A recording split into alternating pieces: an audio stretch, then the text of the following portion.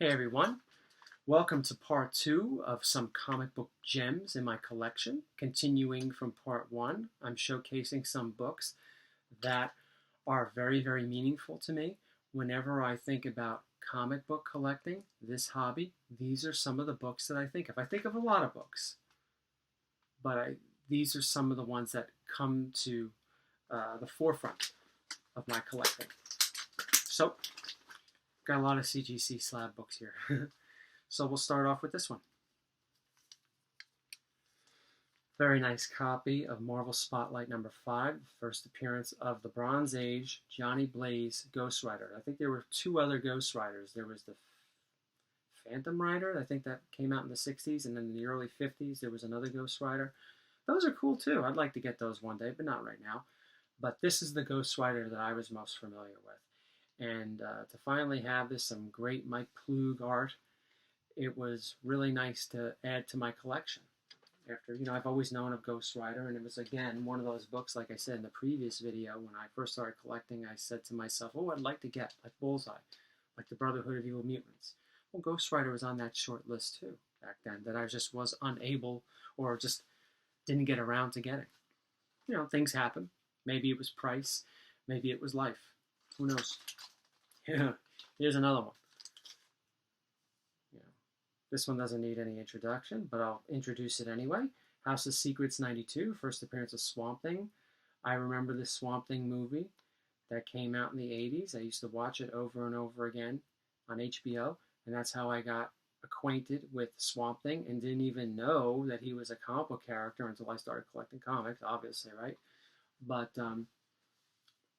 it might have said something in the credits that it was by DC Comics, but I don't remember. I was only a little kid.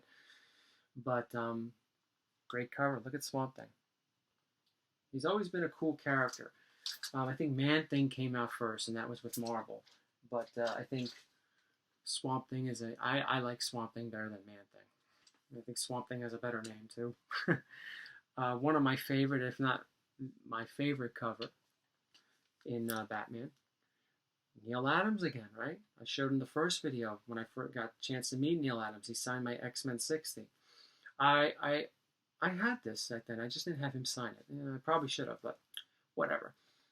But this is fantastic art. It's a little awkward having Robin here. I think I've said that in the video. It's like, nice just to keep the background, black, but definitely meaningful. Whenever I think about Batman and Batman covers, the things that I really like, that's at the top of the list. And also this one.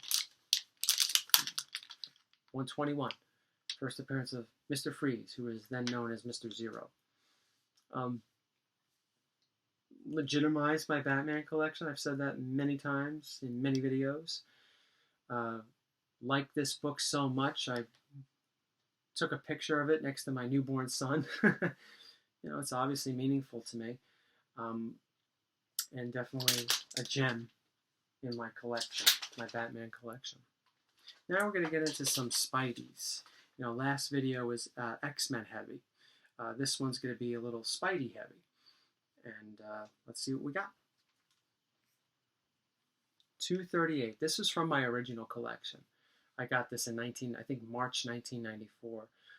Always loved the Hobgoblin. I loved reading this book. I loved the whole intrigue, reading the comics. Who was the Hobgoblin? There was a mystery of who he actually was. That went on for many years in the comics until you found out it was Ned Leeds in 289. But that was when they were phasing out the Goblin, and then within 10 issues you had a new villain, Venom. But for a long time, in the early to mid 80s, the Hobgoblin was the #1 bad guy when it came to Spider-Man. And he was awesome, and he was my favorite Goblin. And yes, this one comes with the Lakeside tattoos. I just mentioned this character. Boom. First full appearance of Venom. This was purchased for me by my dad in 1993.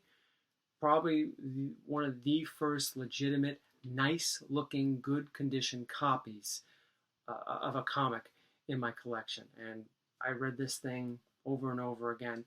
And I read New Mutants 98 over and over again, too. It's not in this video, but this was the first, and this was probably one of the most meaningful. And I wrote down part of the original collection, purchased on December 30th, 1993 at the Budget Motor Lounge in Woodbridge, New Jersey off of Route 9. They closed that place down due to asbestos. and I think other reasons too. I don't know. Keeping up with Spidey, like I said earlier, is maybe have several Spidey books in this. Amazing 11. Always was enamored with this. And I was able to finally get this with the help of my local comic book shop owner who purchased a large SpiderMan collection from a family. And this, along with Amazing 6, I purchased. But I've always loved this book. I've always loved this cover. I always wanted it for my collection. And it took a long time for me to actually get around to getting it. Sometimes those things happen. But definitely one of my gems in my early Spidey run. And speaking of another gem in my early Spidey run, here we have Amazing number 9, Amazing Spider-Man number 9. This is my second copy. I sold my original copy. I've always loved this cover. Electro was one of my favorite characters.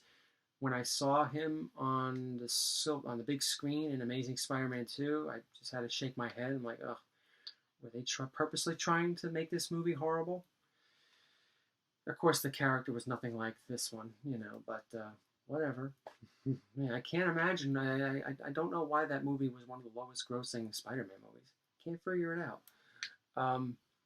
But regardless, I love Ditko art. I love Steve Ditko. And I always thought that he drew his characters very well. Among them is Electro, one of my favorite Spider-Man villains. A lot of people used to say, oh, Electro, he's so corny. Yeah, they used to say that about Mysterio, too. And look what a great job they did in Far From Home with Mysterio, with Jake Gyllenhaal. So, last two, another upgrade.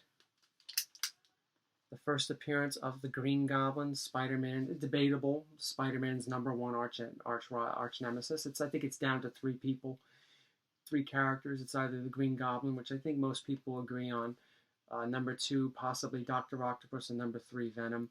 The 3 main villains for Spider-Man, just as with Batman, probably the 3 main villains for Batman is the Joker, the Penguin, and, of course, I'm going to say the Riddler, but I probably think the third one on that is the Riddler. But regardless, I had a really bad copy of this for many, many years, and when I was able to upgrade it to 4.0 is a low grade, but light years ahead of what I had, right? And I bought this at the right time, too, because I know now 4.0s are going for quite a bit of money. I was glad I got this when I did. I didn't pay anywhere near what it's going for. I guess it was just the right time, right place. I was getting a lot of Spideys back then, and it was fortunate that I was able to come up to this one, get up to this one. The old Amazing 14 I had, which I showed in that top 25, my original top 25 video that I popped up every now and then. You could see how bad it was. And I had sold that one off, which helped pay for that. Got a good chunk of change for it, too, despite the fact it was, beat to hell, And the last one, of course, we know the story about this. First appearance of Punisher. First real big, expensive book that I paid for. And it paid off. I mean, it does have cream to off-white pages. Now, that's probably my fault. Okay, it probably didn't come with cream to off-to-white pages. I know that's a turn-off for some people. I couldn't care less, as long as it's not brittle or tan. Tan cream is almost the same thing, but sometimes CGC writes tan on it. But it turned out to be a 9.2. Hey, yay for me. But like I was saying, it's probably my fault it has cream. It's because for many, many years, not decades, but for quite a few years, my old comic collection was stored in an attic, okay? And that probably contributed to this having cream pages. So I have only myself to blame for that, because I left them up there. But nothing was tanned on the outside or with any of those comics, so whatever. And I've had comics in that collection graded before. They didn't have cream pages, so maybe this was off-white getting to cream pages, and that only made it worse. But whatever. I'm very happy to have this. It's something that's a keeper in my collection for sure. A lot of these are keepers, of course. They're gems, right? I'm talking about how they're gems. But I was really happy with the outcome with this one. And it's comes to Amazing Spider-Man collecting. I think of Punisher all the time. Thank you all for watching. And I'll probably make one more of these videos and show you some more books. Take care.